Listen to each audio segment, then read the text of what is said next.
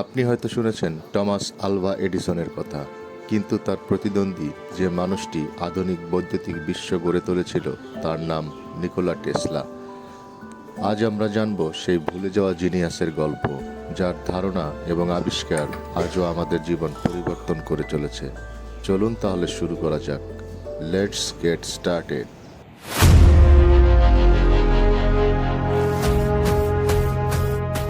Nikola Tesla ক্রোয়েশিয়ার ছোট এক গ্রামে 1856 খ্রিস্টাব্দের 10ই জুলাই জন্মগ্রহণ করেছিলেন। ছোটবেলা থেকেই তার মেমোরি ছিল চমৎকার এবং তার স্বভাব ছিল কিছুটা অদ্ভুত। সে প্রায়ই ঘরের মধ্যে ছোট ছোট বৈদ্যুতিক পরীক্ষা করতেন। কখনো কখনো তার অভিভাবকরা হতাশ হতেন, কারণ তার কল্পনা বাস্তবের সীমা ছাড়িয়ে যেত। স্কুলে সে প্রায়ই একাই বসে অধ্যয়ন করত আর তার নিজের তৈরি যন্ত্রপাতি দিয়ে খেলা করত। এই শিশুশক্তিই পরবর্তীতে বৈজ্ঞানিক অবদান হিসেবে রূপ নিল। টেসলা ছোটবেলায় সংখ্যাগুলি মনে রাখতে অদ্ভুত কৌশল অবলম্বন করত। তার এক শিক্ষক বলেছিলেন, সে এমনভাবে সংখ্যা মনে রাখে যে কখনো ভুল হতো না। টেসলা প্রথমে টমাস এডিসনের সঙ্গে কাজ করেছিলেন, কিন্তু শীঘ্রই দেখা গেল তাদের মধ্যে দৃষ্টিভঙ্গির তীব্র পার্থক্য আছে। এডিসন ছিলেন ডিসি বিদ্যুতের পক্ষপাতী, আর টেসলা লড়েছিলেন এসি বিদ্যুতের জন্য। এই এসি এবং ডিসি এর লড়াই একসময় বিশ্বজুড়ে আলোড়ন তুলেছিল। টেসলা তার আবিষ্কারগুলি প্রদর্শন করতে পেরে খুব খুশি হলেও মানহানি এবং আর্থিক চাপ তাকে প্রায় হারিয়ে ফেলেছিল।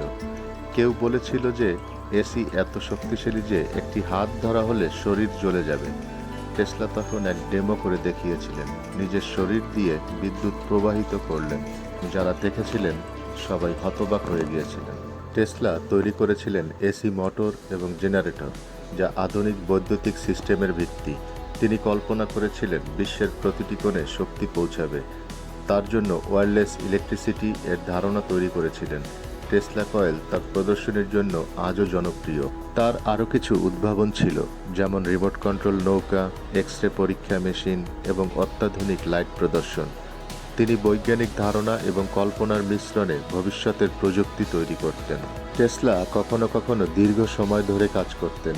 রাতে 2 থেকে 3 ঘন্টা ঘুম, দিনে অবিরাম কাজ। তার এই কাজের প্রতি অদম্য অনুরাগ তাকে ভুলে যাওয়া জিনিয়াস হিসেবে রেখেছে। নিকোলা টেসলা তার জীবন ছিল অন্যরকম। তিনি মানুষদের সাথে খুব বেশি মিশতেন না। বিশেষ করে কবুতর তার খুব প্রিয় ছিল। এমনকি তিনি কিছু পাখির সঙ্গেই বন্ধুত্ব গড়ে তুলতেন।